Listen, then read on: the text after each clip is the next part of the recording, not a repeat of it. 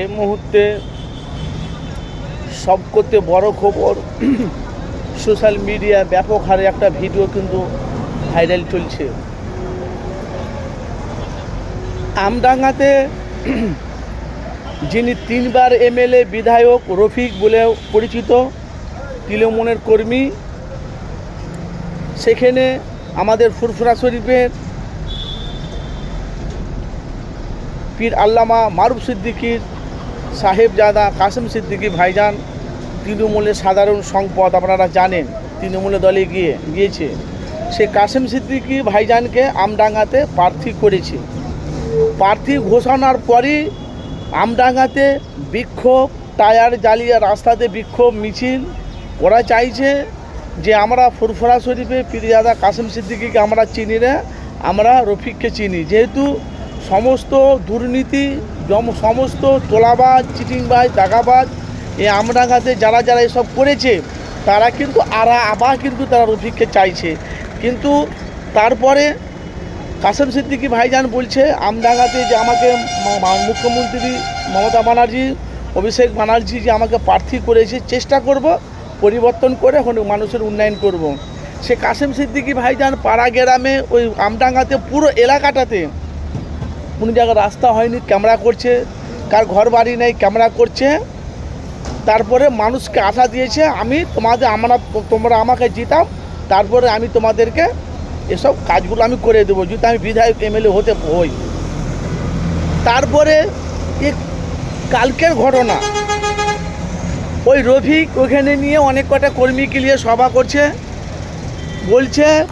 বলছে আমডাঙ্গাতে উন্নয়ন হয়নি। রফিক বুঝে কেউ উন্নয়ন করেনি। রাজনীতির ময়দানে কাসেম সিদ্দিকী নতুন কিছু জানে না। আর যেমনই কথা বলেছে ওখানকার মানুষেরা একদম পুরো হাতাহাতি লন্ডভন্ড হয়ে গেল।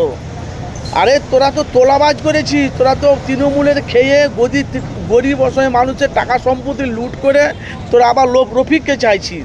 আর কাসেম সিদ্দিকী ভাইজান পীর পরিবারের সন্তান, তো ঢুকলে তো এসব তোলাবাজ, চিটিংবাজ, দাগাবাজ করতে পারবি না। তো সেটাই এখন বিক্ষোভ। কিন্তু আমডাঙ্গার মানুষ আগামী দিনে 2026 বিধানসভা ভোটে 100-র মধ্যে 100% কাসেম সিদ্দিকী ভাইজান এমএলএ বিধায়ক হবে, এটা আমরা আশা রাখি। কেন বিধানসভা ভোটের আগে আপনারা যেখান থেকে আছেন অবশ্যই আপনাদের মূল্যবান মতামত জানাবেন। যেহেতু কাসেম সিদ্দিকী ভাইজান 2026 বিধানসভা ভোটের আগে যেখান থেকে আছেন অবশ্যই আপনারা কাসেম সিদ্দিকী ভাইজানকে জিতাবেন আর ওনাকে অবশ্যই এমএলএ বিধায়ক করবে। কেন ওখানকার তৃণমূলের যারা কাজ করে তারা সার্টিফিকেট তারা বলে দিয়েছে 2026 বিধানসভাতে জিতে আমাদের কাসেম সিদ্দিকী ভাইজান এমএলএ বিধায়ক হবে।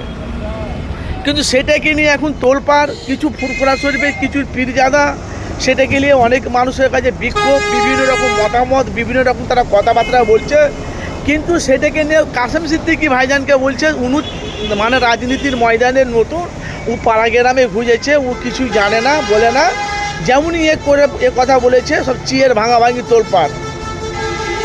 চাইলে জানে কি, যারা তৃণমূলের দুর্নীতি করছে তারা আবার তৃণমূলের দুর্নীতি করতে চাইছে। কিন্তু কাসেম সিদ্দিকী ভাইজানদের দুর্নীতি তো করতে দেবে না, পীর পরিবারের সন্তান। তো আপনাদের মতামত জানাবেন, কাসেম সিদ্দিকী ভাইজানকে কারা কারা চান এতে আমডাঙ্গাতে ভাইজান আমরা চাই, ভাইজান যেন এমএলএ বিধায়ক হোক। আমরা জানি ফুরফুরা শরীফে 2টা বিধায়ক এমএলএ, নওশাদ সিদ্দিকী আর একটা কাসেম সিদ্দিকী।